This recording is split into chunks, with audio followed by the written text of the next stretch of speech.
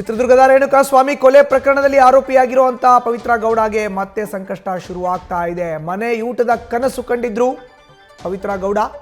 ಈಗ ಪವಿತ್ರ ಗೌಡಗೆ ಸಂಕಷ್ಟ ಎದುರಾಗ್ತಾ ಇದೆ.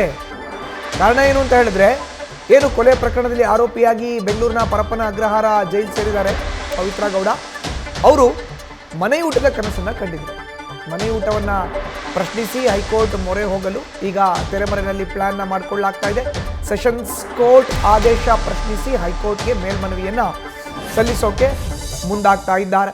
ಜೈಲಧಿಕಾರಿಗಳಿಂದ ಹೈಕೋರ್ಟ್ಗೆ ಅರ್ಜಿ ಸಲ್ಲಿಸಲು ಈಗ ತೀರ್ಮಾನವನ್ನು ಮಾಡಲಾಗಿದೆ, ನಿರ್ಧರಿಸಲಾಗಿದೆ. ಸರ್ಕಾರದಿಂದ ಪೂರ್ವಾನುಮತಿ ಪಡೆದ ಕಾರಾಗೃಹ ಇಲಾಖೆ ಸೋಮವಾರ ಜೈಲಧಿಕಾರಿಗಳಿಂದ ಮೇಲ್ಮನವಿ ಅರ್ಜಿಯನ್ನು ಸಲ್ಲಿಸಲಿಕ್ಕೆ ಈಗ ಪ್ರಕ್ರಿಯೆಗಳು ಆರಂಭ ಆಗಿದೆ. ಮನೆಯೂಟ ಬೇಕು ಅಂತ ಪವಿತ್ರ ಗೌಡ ಕೇಳಿದ್ರು. ಈಗ ಮನೆಯೂಟಕ್ಕೂ ಬ್ರೇಕ್ ಹಾಕಲಿಕ್ಕೆ ಜೈಲಧಿಕಾರಿಗಳು ಮುಂದಾಗಿದ್ದಾರೆ.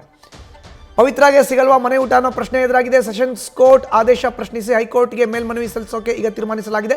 ಜೈಲಿನಲ್ಲಿ ಇದ್ದವರಿಗೆ ಒಂದೇ ತರನಾದಂಥ ಊಟವನ್ನು ನೀಡಬೇಕು, ಒಂದೇ ತರವಾದ ಊಟ ನೀಡಬೇಕು. ಜೈಲಿನಲ್ಲಿ ಊಟದಿಂದ ಯಾರಿಗೂ ಯಾವುದೇ ತೊಂದರೆ ಆಗಿಲ್ಲ. ಜೈಲಿನ ಊಟ ಪರೀಕ್ಷೆಯಾಗಿದೆ ಅಂತ ಜೈಲಧಿಕಾರಿಗಳಿಂದ ವಾದವನ್ನು ಮಾಡಲಾಗುತ್ತೆ ಅರ್ಜಿಯಲ್ಲಿ. ಆ ಜೈಲಿನ ಊಟ FSSI ನಿಂದ ಪ್ರಮಾಣಿಸಲ್ಪಟ್ಟಂಥ ಆಹಾರ. ಅದು ಜೈಲಿನಲ್ಲಿ ಎಲ್ಲರಿಗೂ ಗುಣಮಟ್ಟದ ಊಟವನ್ನೇ ನೀಡಲಾಗುತ್ತೆ.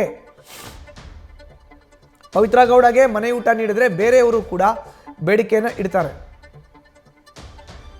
ಆಬ್ವಿಯಸ್ಲಿ ಅಲ್ವಾ, ಜೈಲಿನಲ್ಲಿ ಇದ್ದಾಗ ಪವಿತ್ರ ಗೌಡಗೊಂದು ಬೇರೆಯವ್ರಿಗೊಂದು ಹೆಂಗೆ ಮಾಡ್ಲಿಕ್ಕಾಗತ್ತೆ? ಆರೋಪಿಗಳು ಬೇರೆಯವರು ಕೂಡ ಕೇಳ್ತಾರೆ. ಪವಿತ್ರ ಗೌಡಗೆ ಮನೆ ಊಟ ನೀಡಿದ್ರೆ ಬೇರೆಯವರು ಕೂಡ ಕೇಳ್ತಾರೆ. ಉಳಿದ ಕೈದಿಗಳ ಮನೆ ಊಟಕ್ಕೆ ಬೇಡಿಕೆ ಇಟ್ಟರೆ ಒದಗಿಸೋಕೆ ಆಗಲ್ಲ ಅನ್ನೋ ಒಂದು ಮಾತನ್ನು ಅರ್ಜಿಯಲ್ಲಿ ತಿಳಿಸಲಾಗುತ್ತೆ.